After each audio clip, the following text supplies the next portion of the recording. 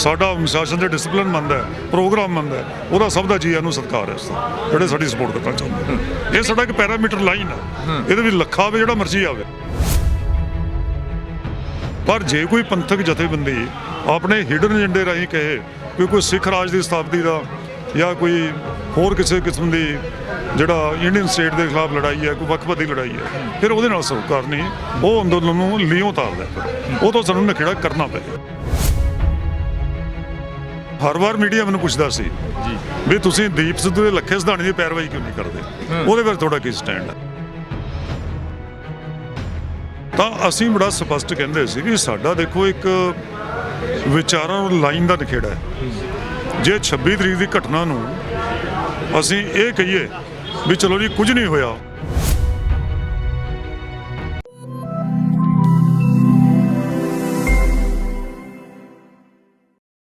ਸਤਿ ਸ਼੍ਰੀ ਅਕਾਲ ਜੀ, ਤੁਸੀਂ ਦੇਖ ਰਹੇ ਹੋ ਆਰਐਮਪੀ ਟੈਲੀਵਿਜ਼ਨ। ਮੈਂ ਰਤਨਦੀਪ ਸਿੰਘ ਢਾਲੀਵਾਲ। 26 ਤਰੀਕ ਦੀ ਬੰਦ ਦੀ ਕਾਲ ਦਿੱਤੀ ਗਈ ਆ, ਭਾਰਤ ਬੰਦ ਦੀ ਕਾਲ ਦਿੱਤੀ ਗਈ ਆ ਸੰਯੁਕਤ ਮੋਰਚੇ ਵੱਲੋਂ। ਤੇ ਦੂਸਰੇ ਪਾਸੇ ਜੇ ਆਪਾਂ ਗੱਲ ਕਰਦੇ ਹਾਂ ਸੰਯੁਕਤ ਮੋਰਚੇ ਦੀ ਮੀਟਿੰਗ ਦੀ ਜਾਂ ਨਵੀਂ ਅਪਡੇਟ ਦੀ, ਉਹ 27 ਤਰੀਕ ਨੂੰ ਇੱਕ ਵੱਡੀ ਮੀਟਿੰਗ ਹੋਣ ਜਾ ਰਹੀ ਹੈ, ਜਿਸ ਦੇ ਵਿੱਚ ਕੀ ਏਜੰਡੇ ਰਹਿਣ ਵਾਲੇ ਨੇ ਜਾਂ ਗਾਂਹ ਵਾਲਾ ਕੀ ਰੋਡ ਮੈਪ ਰਹਿਣ ਵਾਲਾ ਗਾ, ਜਾਂ ਗਾਂਹ ਕਿਹੜੀ ਕਾਲ ਦਿੱਤੀ ਜਾ ਰਹੀ ਹੈ। ਕਿਉਂਕਿ ਨੌਜਵਾਨਾਂ ਵੱਲੋਂ ਇੱਕ ਇਹ ਵੀ ਸੁਰ ਉੱਠ ਰਿਹਾ ਵੀ ਤਿੱਖਾ ਸੰਘਰਸ਼ ਜਾਂ ਕੁਝ ਇੱਦਾਂ ਦੀ ਕਾਲ ਦਿੱਤੀ ਜਾਵੇ।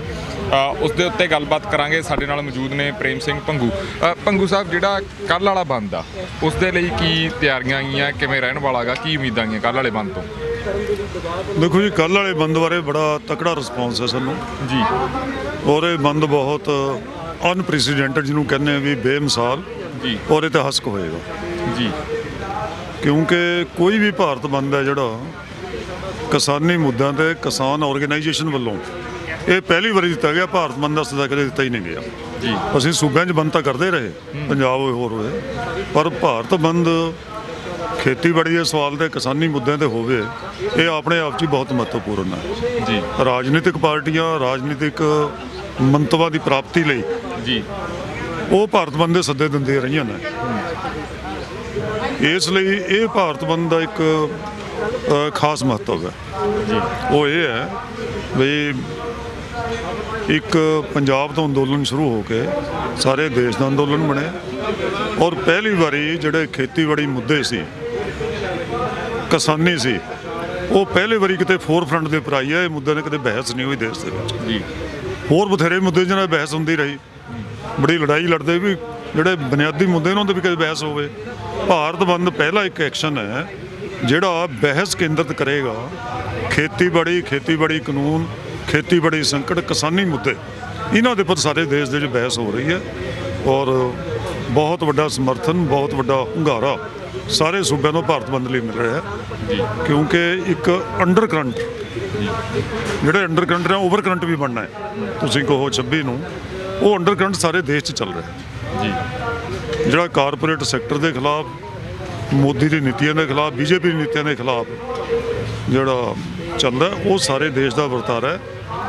ਇਸ ਲਈ ਭਾਰਤ ਬੰਦ ਨੂੰ ਬਹੁਤ ਵੱਡਾ ਹੁੰਗਾਰਾ ਪੰਜਾਬ, ਹਰਿਆਣਾ, ਯੂਪੀ, ਰਾਜਸਥਾਨ, ਉੱਤਰਾਖੰਡ, ਇਹਨਾਂ ਸੂਬਿਆਂ 'ਚ ਤਾਂ ਹੈ ਹੀ ਹੈ ਜੀ। ਇਸ ਤੋਂ ਇਲਾਵਾ ਦੱਖਣ ਭਾਰਤ ਦੇ ਵਿੱਚ ਜਿਹੜੇ ਬਹੁਤ ਮਹੱਤਵਪੂਰਨ ਸੂਬੇ ਨੇ, ਤਾਮਿਲਨਾਡੂ ਹੋਵੇ, ਕਰਨਾਟਕ ਹੈ, ਕੇਰਲ ਹੈ ਜੀ, ਤੇਲੰਗਾਨਾ, ਆਂਧਰਾ ਪ੍ਰਦੇਸ਼ ਹੈ ਜੀ, ਮਹਾਰਾਸ਼ਟਰ, ਤੇ ਇਹਨਾਂ ਸੂਬਿਆਂ ਦੇ ਵਿੱਚ ਮੈਂ ਸਮਝਦਾ ਵੀ ਬਹੁਤ ਵੱਡਾ ਹੁੰਗਾਰਾ ਬੰਦ ਨੂੰ ਮਿਲਣ ਜਾ ਰਿਹਾ। ਬਾਕੀ ਦੂਜੇ ਸੂਬਿਆਂ 'ਚ ਵੀ ਜਿਹੜੇ ਬੀਜੇਪੀ ਰੂਲਡ ਸਟੇਟਸ ਨੇ, ਉਹ ਵੀ ਇਹ ਨਹੀਂ ਕੋਈ ਜਿਹੜੇ ਭਾਰਤ ਬੰਦ ਤੋਂ ਕੋਈ ਮੁਕਤ ਹੋ ਜਾਣਗੇ, ਤਾਂ ਉਹਨਾਂ 'ਚ ਵੀ ਪਾਰਸ਼ਲ ਭਾਵੇਂ ਹੋਵੇ ਤਾਂ ਬੰਦ ਦਾ ਅਸਰ ਦੇਖਣ ਨੂੰ ਸਾਰੇ ਭਾਰਤ 'ਚ ਤੁਹਾਨੂੰ ਮਿਲੇਗਾ ਜੀ। ਇਹ ਬੜੀ ਵੱਡੀ ਪ੍ਰਾਪਤੀ ਹੈ ਅੰਦੋਲਨ ਦੀ। ਭੰਗੂ ਸਾਹਿਬ, ਜੇ 27 ਦੀ ਮੀਟਿੰਗ ਦੀ ਗੱਲ ਕਰਦੇ ਹਾਂ, ਜਿਹੜੀ ਸੰਯੁਕਤ ਮੋਰਚੇ ਦੀ ਮੀਟਿੰਗ ਹੋਣ ਜਾ ਰਹੀ ਹੈ, ਉਸ ਦੇ ਵਿੱਚ ਕੀ ਮੇਨ ਏਜੰਡਾ ਰਹਿਣ ਵਾਲਾ ਤੇ ਅਗਲੇ ਰੋਡ ਮੈਪ ਨੂੰ ਲੈ ਕੇ ਜਾਂ ਅਗਲੀਆਂ ਗਤੀਵਿਧੀਆਂ ਨੂੰ ਲੈ ਕੇ ਕੀ ਚਰਚਾ ਰਹੂਗੀ, ਜਾਂ ਤੁਹਾਡੇ ਵੱਲੋਂ ਪਰਸਨਲੀ ਜੇ ਮੈਂ ਨਿੱਜੀ ਤੌਰ ਤੇ ਪੁੱਛਾਂ ਵੀ ਕੀ ਰਾਏ ਦੇਣ ਜਾ ਰਹੇ ਹੋ ਵੀ ਅਗਲਾ ਕਿਹੋ ਜਿਹਾ ਪਲਾਨ ਹੋਣਾ ਚਾਹੀਦਾ ਗਾ? ਕਿਉਂਕਿ ਇੱਕ ਤਿੱਖੇ ਸੰਘਰਸ਼ ਦੀ ਵੀ ਆਵਾਜ਼ ਉੱਠਦੀ ਹੈ, ਬੜੇ ਨੌਜਵਾਨ ਕਹਿ ਦਿੰਦੇ ਵੀ ਤਿੱਖਾ ਸੰਘਰਸ਼ ਹੋਣਾ ਚਾਹੀਦਾ ਗਾ, ਜਾਂ ਇੱਕ ਪਾਸੇ ਲੱਖਾ ਸਿੰਘ ਸਿਧਾਣਾ ਨੂੰ ਲੈ ਕੇ ਜਿਹੜਾ ਕੱਲ੍ਹ ਦੀਆਂ ਮੀਟਿੰਗਾਂ ਹੋਈਆਂ ਤੁਹਾਡੀਆਂ 32 ਜਥੇਬੰਦੀਆਂ ਦੀਆਂ ਜਾਂ ਉਸ ਤੋਂ ਪਹਿਲਾਂ ਮੀਟਿੰਗਾਂ ਹੁੰਦੀਆਂ ਆ ਰਹੀਆਂ, ਉਸ ਨੂੰ ਲੈ ਕੇ 27 ਦੇ ਮੀਟਿੰਗ ਅਹਿਮ ਬਣੀ ਹੋਈ ਹੈ। ਕੀ ਹੋਣ ਵਾਲਾ ਗਾ 27 ਦੀ ਮੀਟਿੰਗ ਦੇ ਵਿੱਚ? ਦੇਖੋ, ਪਹਿਲਾਂ ਤਾਂ ਸਮਝੋ ਜਿਹੜਾ ਹਰ ਐਕਸ਼ਨ ਉਹ ਤਿੱਖਾ ਹੁੰਦਾ ਜੀ। ਇਹ ਨਾ ਕਹੋ ਵੀ ਜੇ ਅਸੀਂ 4 ਜਾਂ 6 ਘੰਟੇ ਲਈ ਰੇਲਾਂ ਰੋਕੀਆਂ, ਰੋਡ ਰੋਕਿਆ, ਤਿੱਖਾ ਸੰਘਰਸ਼ ਨਹੀਂ ਹੈ ਜੀ। ਸੰਘਰਸ਼ ਦਾ ਇੱਕ ਪੜਾਅ ਹੈ ਜੀ। 6 ਮਹੀਨੇ ਪਹਿਲਾਂ ਸੰਘਰਸ਼ ਸ਼ੁਰੂ ਹੋਇਆ, ਇੱਕ ਪੜਾਅ ਚੋਂ ਨਿਕਲਿਆ ਜੀ ਇਹ ਉਹਦਾ ਤਿੱਖਾਪਣ ਜਿਹੜਾ ਅੱਜ ਦੇਸ਼ ਵਿਆਪੀ ਸੰਘਰਸ਼ ਆ ਭਾਰਤ ਬੰਦ ਕਿਸਾਨੀ ਮੁੱਦੇ ਤੇ ਹੋ ਰਿਹਾ, ਇਸ ਤੋਂ ਬਾਅਦ ਤਿੱਖਾ ਹੋਰ ਕੀ ਹੋਊਗਾ ਜੀ ਬਹੁਤ ਵੱਡਾ ਤਿੱਖਾ ਸੰਘਰਸ਼ ਹੈ। ਔਰ ਜਿੱਥੇ ਤੱਕ ਵੀ ਸੰਘਰਸ਼ ਨੂੰ ਅੱਗੇ ਚਲਾਉਣਾ, ਅਗਲੀ ਰੂਪਰੇਖਾ ਸੰਯੁਕਤ ਮੋਰਚੇ ਦੀ ਮੀਟਿੰਗ ਹੁੰਦੀ ਹੈ, ਉਹਦੇ ਵਿੱਚ ਡਿਸਕਸ ਹੁੰਦਾ ਹੈ, ਰਿਵਿਊ ਕੀਤੇ ਜਾਂਦੇ ਨੇ ਪਹਿਲੇ ਐਕਸ਼ਨ ਨੂੰ, ਤਾਂ ਲੀਡਰਸ਼ਿਪ ਵੀ ਦੇਖਦੀ ਆ, ਆਪਣੀ ਫੋਲੋਇੰਗ ਵੀ ਦੇਖੀਦੀ ਹੈ। ਕੋਈ ਵੀ ਐਕਸ਼ਨ ਦੇਣ ਤੋਂ ਪਹਿਲਾਂ ਜੇ ਆਪਾਂ ਐਕਸ਼ਨ ਇਹ ਦੇ ਦਈਏ ਲੀਡਰਸ਼ਿਪ ਲੋਕਾਂ ਤੋਂ ਬਹੁਤ ਅੱਗੇ ਲੰਘ ਜਾਵੇ, ਐਕਸ਼ਨ ਆਪਾਂ ਦਈਏ ਬਹੁਤ ਵੱਡਾ, ਲੋਕ ਬਹੁਤ ਪਿੱਛੇ ਹੋਣ, ਤਾਂ ਹਮੇਸ਼ਾ ਮਾਰ ਖਾਓਗੇ ਉਸਦੀ। ਜਾਂ ਫਿਰ ਐਕਸ਼ਨ ਆਪਾਂ ਇਹ ਦਈਏ ਵੀ ਲੋਕ ਬਹੁਤ ਅੱਗੇ ਲੰਘ ਜਾਣ, ਲੜਨਾ ਚਾਹੁੰਦੇ ਹੋਣ, ਲੀਡਰਸ਼ਿਪ ਬਹੁਤ ਪਿੱਛੇ ਹੋਵੇ, ਤਾਂ ਵੀ ਗਲਤ ਹੁੰਦਾ। ਇਸ ਲਈ ਲੀਡਰਸ਼ਿਪ ਨੂੰ ਲੋਕਾਂ ਦੀ ਨਬਜ਼ ਦੇ ਹੱਥ ਰੱਖਣਾ ਪੈਂਦਾ ਹੈ। ਐਕਸ਼ਨ ਨੂੰ ਇਸ ਕਿਸਮ ਦੇ ਪਲਾਨ ਕਰਨੇ ਪੈਂਦੇ ਨੇ ਜਿਹੜੇ ਪੀਸਫੁਲ ਹੋਣ, ਜਿਹਦੇ ਵਿੱਚ ਕੋਈ ਐਸਾ ਕੋਈ ਜਾਨੀ ਨੁਕਸਾਨ ਨਾ ਹੋਵੇ ਜਾਂ ਕੋਈ ਹਿੰਸਕ ਕਾਰਵਾਈ ਨਾ ਹੋਵੇ, ਲੋਕਾਂ ਦੇ ਹੌਸਲੇ ਬੁਲੰਦ ਰਹਿਣ, ਮੋਬਿਲਾਈਜੇਸ਼ਨ ਜ਼ਿਆਦਾ ਹੋਵੇ। ਇਹ ਐਕਸ਼ਨ ਇਹੀ ਤਾਂ ਹੀ ਐਜੀਟੇਸ਼ਨ ਅੱਗੇ ਵੱਧਦੀ ਹੈ। ਜੇ ਅਸੀਂ ਸ਼ੁਰੂ 'ਚ ਹੀ ਪੰਜਾਬ 'ਚ ਐਸੇ ਐਕਸ਼ਨ ਦੇ ਦਿੰਦੇ ਜਿਨ੍ਹਾਂ ਦੇ ਵਿੱਚ ਹਿੰਸਕ ਕਾਰਵਾਈਆਂ ਹੋ ਜਾਂਦੀਆਂ, ਰਿਪਰੈਸ਼ਨ ਹੋ ਕੇ ਪੰਜਾਬ 'ਚ ਅੰਦੋਲਨ ਰਹਿ ਜਾਂਦਾ, ਅੱਗੇ ਤਾਂ ਨਾ ਹੁੰਦਾ, ਨਾ ਅਸੀਂ ਇੱਥੇ ਆਉਂਦੇ, ਨਾ ਅੰਦੋਲਨ ਸਾਰੇ ਦੇਸ਼ 'ਚ ਫੈਲਦਾ। ਇਸ ਕਰਕੇ ਐਕਸ਼ਨ ਲੀਡਰਸ਼ਿਪ ਬੜੀ ਸੁਲਝੀ ਹੋਈ ਹੈ। ਕੋਈ ਇਹ ਨਹੀਂ ਵੀ ਕੋਈ ਅੱਜ ਹੀ ਅਸੀਂ ਇਕੱਠੇ ਹੋਏ 50-50 ਸਾਲ ਦਾ ਘੋਲ ਲੜਨ ਦਾ ਤਜਰਬਾ ਹੈ ਲੀਡਰਸ਼ਿਪ ਪਿੱਛੇ, ਉਹਨਾਂ ਨੂੰ ਪਤਾ ਹੈ ਕਿ ਅੰਦੋਲਨ ਨੂੰ ਇਸ ਤਰ੍ਹਾਂ ਕਿਸ ਤਰ੍ਹਾਂ ਅੱਗੇ ਵਧਾਉਣਾ ਹੈ ਜੀ। ਸੋ 27 ਤਰੀਕ ਦੀ ਮੀਟਿੰਗ ਹੈ ਨਾ, ਸਾਰੀਆਂ ਗੱਲਾਂ 'ਤੇ ਵਿਚਾਰ ਕਰਾਂਗੇ। 26 ਤੋਂ ਬਾਅਦ ਕਿਸ ਕਿਸਮ ਦਾ ਐਕਸ਼ਨ ਪਲਾਨ ਬਣਦਾ ਜਿਹਦੇ ਵਿੱਚ ਬਹੁਤ ਵਾਈਡਰ ਮੋਬਿਲਾਈਜੇਸ਼ਨ ਹੋਵੇ, ਜਿਹੜੀਆਂ ਸਟੇਟਸ ਜਾਂ ਸੂਬੇ ਰਹਿ ਗਏ ਨੇ ਤਾਂ ਉਹ ਵੀ ਅੰਦੋਲਨ ਦਾ ਪਾਰਟ ਬਣਨ, ਅੰਦੋਲਨ ਹਰ ਘਰ, ਹਰ ਮਹੱਲੇ, ਹਰ ਸ਼ਹਿਰ, ਹਰ ਗਲੀ ਤੱਕ ਪਹੁੰਚੇ। ਐਸੇ ਐਕਸ਼ਨ ਪਲਾਨ ਕਰਾਂਗੇ ਅੱਗੇ। ਜੀ ਪੰਗੂ ਸਾਹਿਬ, ਜਿਹੜੀ ਕੱਲ ਦੀ ਮੀਟਿੰਗ ਰਹੀ ਹੈ 32 ਜਥੇਬੰਦੀਆਂ ਪੰਜਾਬ ਦੀ ਮੀਟਿੰਗ ਸੀ, ਉਹਦੇ ਵਿੱਚ ਕੀ ਖਾਸ ਰਿਹਾ? ਉਹਦੇ ਵਿੱਚ ਐਸੀ ਖਾਸ ਵਾਲੀ ਕੋਈ ਗੱਲ ਨਹੀਂ ਹੈ ਜੀ। ਉਹ ਇੱਕ ਜਥੇਬੰਦਕ ਮੀਟਿੰਗ ਸੀ ਜੀ, ਠੀਕ ਹੈ। ਤਾਂ ਇਹ ਬਾਰ-ਬਾਰ ਸਵਾਲ ਆਉਂਦੇ ਰਹੇ ਸੀ ਕਿ ਤੁਸੀਂ ਕਿਸਾਨ ਐਜੀਟੇਸ਼ਨ ਦੇ ਵਿੱਚ, ਮੈਨੂੰ ਵੀ ਦੇਖੋ ਪੁੱਛਦੇ ਰਹੇ ਪਹਿਲਾਂ ਜੀ, ਜਦੋਂ ਲੀਗਲ ਸੈੱਲ ਬਣਿਆ ਕਿੰਨੇ ਨੌਜਵਾਨ ਕਿਸਾਨ ਜੇਲ੍ਹਾਂ ਦੇ ਵਿੱਚ ਗਏ ਜੀ, ਉਹਨਾਂ ਦੀ ਜ਼ਮਾਨਤਾਂ ਕਰਾਈਆਂ, ਪੈਰਵਾਈ ਕੀਤੀ ਜੀ, ਤਾਂ ਹਰ ਵਾਰ ਮੀਡੀਆ ਮੈਨੂੰ ਪੁੱਛਦਾ ਸੀ ਜੀ ਵੀ ਤੁਸੀਂ ਦੀਪ ਸਿੱਧੂ ਦੇ ਲੱਖੇ ਸਿਧਾਣੇ ਦੀ ਪੈਰਵਾਈ ਕਿਉਂ ਨਹੀਂ ਕਰਦੇ, ਉਹਦੇ ਬਾਰੇ ਤੁਹਾਡਾ ਕੀ ਸਟੈਂਡ ਹੈ? ਤਾਂ ਅਸੀਂ ਬੜਾ ਸਪਸ਼ਟ ਕਹਿੰਦੇ ਸੀ ਵੀ ਸਾਡਾ ਦੇਖੋ ਇੱਕ ਵਿਚਾਰਾਂ ਔਰ ਲਾਈਨ ਦਾ ਨਿਖੇੜਾ ਹੈ। ਜੇ 26 ਤਰੀਕ ਦੀ ਘਟਨਾ ਨੂੰ ਅਸੀਂ ਇਹ ਕਹੀਏ ਵੀ ਚਲੋ ਜੀ ਕੁਝ ਨਹੀਂ ਹੋਇਆ, ਤਾਂ ਫਿਰ ਸਰਕਾਰ ਨੇ ਕਾਹਨੂੰ ਕਹਿਣਾ ਵੀ ਤੁਸੀਂ ਐਡੇ ਵੱਡੇ ਬਿਆਨ ਦੇ ਕੇ ਸਟੇਜਾਂ ਤੋਂ ਇਹ ਕਿਉਂ ਕਿਹਾ ਸੀ ਵੀ ਬਹੁਤ ਵੱਡੀ ਡੀਪ ਰੂਟਡ ਕੌਨਸਪੀਰੇਸੀ ਸੀ, ਅਸੀਂ ਉਹਦੀ ਜੁਡੀਸ਼ੀਅਲ ਇਨਕੁਆਇਰੀ ਦੀ ਮੰਗ ਕੀਤੀ, ਸਾਡੀ ਪੀਸਫੁਲ ਐਜੀਟੇਸ਼ਨ ਨੂੰ ਫਾਇਲ ਕੀਤਾ, ਸਾਬੋਤਾਜ ਕੀਤਾ, ਸਾਡੀ ਪਰੇਡ ਨੂੰ ਰੋਕਿਆ, ਇੱਕ ਖਾਸ ਮੰਤਵ ਲਈ ਪਰੇਡ ਲਾਲ ਕਿਲੇ ਲੈ ਕੇ ਗਏ, ਤਾਂ ਫਿਰ ਇਹ ਕੀ ਸੀ? ਇਸ ਲਈ ਸਾਨੂੰ ਉਹਨਾਂ ਚੀਜ਼ਾਂ ਨੂੰ ਨਖੇੜਾ ਕਰਨਾ ਹੀ ਪੈਣਾ ਜੀ। ਜੇ ਉਹਨੂੰ ਨਖੇੜਾ ਨਹੀਂ ਕਰਾਂਗੇ ਤਾਂ ਇਹ ਅੰਦੋਲਨ ਕਿਸਾਨੀ ਅੰਦੋਲਨ ਨਹੀਂ ਰਹੇਗਾ। ਭਾਵੇਂ ਮੰਤਵ ਹੋਰ ਬਹੁਤ ਨੇ, ਹੁਣ ਅਸੀਂ ਲੈਫਟ ਪਾਰਟੀਆਂ ਨਾਲ ਸੰਬੰਧ ਰੱਖਦੇ ਹਾਂ, ਸਾਡਾ ਉਦੇਸ਼ ਤਾਂ ਇਨਕਲਾਬ ਕਰਨਾ ਦੇਸ਼ ਦੇ ਵਿੱਚ, ਲੁਟੇਰਿਆਂ ਨੂੰ ਗੱਦੀ ਤੋਂ ਉਤਾਰਨਾ, ਰਾਜਸਥਾਨ ਦੇ ਪਰ ਕਬਜ਼ਾ ਕਰਨਾ, ਮਜ਼ਦੂਰ ਲੋਕਾਂ ਦਾ, ਕਿਸਾਨ ਲੋਕਾਂ ਦਾ, ਲੁੱਟੇ ਜਾਣ ਵਾਲੇ ਲੋਕਾਂ ਦਾ ਰਾਜ ਕਾਇਮ ਕਰਨਾ। ਪਰ ਇਹ ਅਸੀਂ ਏਜੰਡਾ ਇੱਥੇ ਤਾਂ ਨਹੀਂ ਲੈ ਕੇ ਆਏ।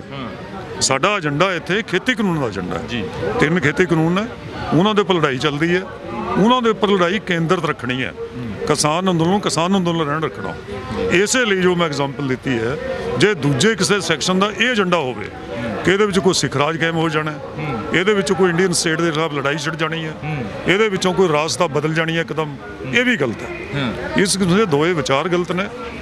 ਤਾਂ ਮੈਂ ਸਮਝਦਾ ਵੀ ਇਸ ਨੂੰ ਜਿਸ ਮੁੱਦੇ ਦੇ ਘੱਟੋ ਘੱਟ ਪ੍ਰੋਗਰਾਮ ਦੇ ਅਸੀਂ ਇਕੱਠੇ ਹੋਏ, ਉਸ ਪ੍ਰੋਗਰਾਮ ਤੱਕ ਸੀਮਿਤ ਰੱਖੀਏ, ਕਿਸਾਨ ਨੂੰ ਕਿਸਾਨ ਅੰਦੋਲਨ ਰਹਿਣ ਦੀਏ, ਇਹਦੇ ਪੈਰਾਮੀਟਰਸ ਦੇ ਵਿੱਚ ਇਸ ਪ੍ਰੋਗਰਾਮ ਨੂੰ ਮੰਨਦਾ ਹੋਇਆ, ਲੜਾਈ ਨੂੰ ਇਸ ਕੇਂਦਰਤ ਜਿਹੜੇ ਮਿਨੀਮਮ ਪ੍ਰੋਗਰਾਮ ਹੈ ਇੱਥੇ ਤੱਕ ਹੀ ਰੱਖਦਾ ਹੋਇਆ, ਸਾਡੇ ਡਿਸਪਲਿਨ 'ਚ ਸੰਯੁਕਤ ਕਿਸਾਨ ਮੋਰਚੇ ਦੇ ਸਾਡੇ ਪ੍ਰੋਗਰਾਮ ਨੂੰ ਮੰਨ ਕੇ, ਸਾਡੇ ਅਨੁਸ਼ਾਸਨ 'ਚ ਰਹਿ ਕੇ, ਸਾਡੇ ਪੈਰਾਮੀਟਰਸ ਦੇ ਵਿੱਚ ਰਹਿ ਕੇ, ਜੇ ਕੋਈ ਵੀ ਵਿਅਕਤੀ, ਕੋਈ ਜਥੇਬੰਦੀ ਇਹਦੇ ਵਿੱਚ ਆਉਂਦੀ ਹੈ ਤਾਂ ਉਹਦਾ ਜੀ ਆਇਆਂ ਨੂੰ, ਉਹਦਾ ਵੈਲਕਮ ਹੈ, ਸਤਿਕਾਰ, ਸਾਡੇ ਅੰਦੋਲਨ ਨੂੰ ਬਲ ਮਿਲਦਾ ਉਸ ਨਾਲ।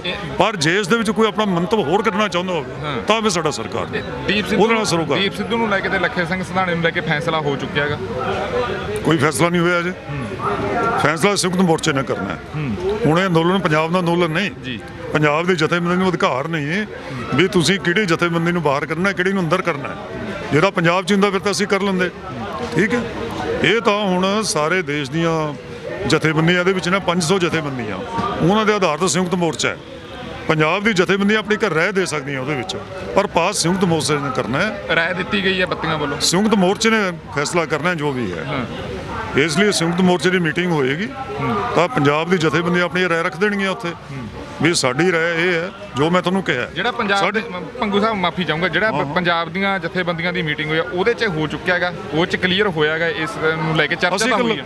ਅਸੀਂ ਇੱਕ ਲਾਈਨ ਤੈਅ ਕਰਤੀ ਹੈ, ਜੋ ਲਾਈਨ ਮੈਂ ਤੁਹਾਨੂੰ ਬੋਲਿਆ ਲਾਈਨ ਤੈਅ ਕਰਤੀ ਹੈ ਵੀ ਕੋਈ ਵੀ ਵਿਅਕਤੀ ਵਿਸ਼ੇਸ਼ ਜੀ ਜਿਹੜਾ ਇਸ ਅੰਦੋਲਨ ਨੂੰ ਖੇਤੀ ਅੰਦੋਲਨ ਤੱਕ ਮਹਿਦੂਦ ਕਰਦਾ ਹੈ ਜੀ, ਕਿਸਾਨ ਅੰਦੋਲਨ ਕਹਿੰਦਾ ਵੀ ਕਿਸਾਨ ਅੰਦੋਲਨ ਹੈ, ਕਿਸੇ ਹੋਰ ਆਪਣੇ ਹਿਡਨ ਜਾਂ ਸਿਆਸੀ ਏਜੰਡੇ ਦੀ ਪ੍ਰਾਪਤੀ ਲਈ ਇਸ ਅੰਦੋਲਨ ਨੂੰ ਲਿਹੋ ਨਹੀਂ ਤਾਰਨ ਦੀ ਕੋਸ਼ਿਸ਼ ਨਹੀਂ ਕਰਦਾ। ਸਾਡਾ ਅਨੁਸ਼ਾਸਨ ਤੇ ਡਿਸਪਲਿਨ ਮੰਨਦਾ ਹੈ, ਪ੍ਰੋਗਰਾਮ ਮੰਨਦਾ ਹੈ, ਉਹਦਾ ਸਭ ਦਾ ਜੀਆਂ ਨੂੰ ਸਤਿਕਾਰ ਹੈ।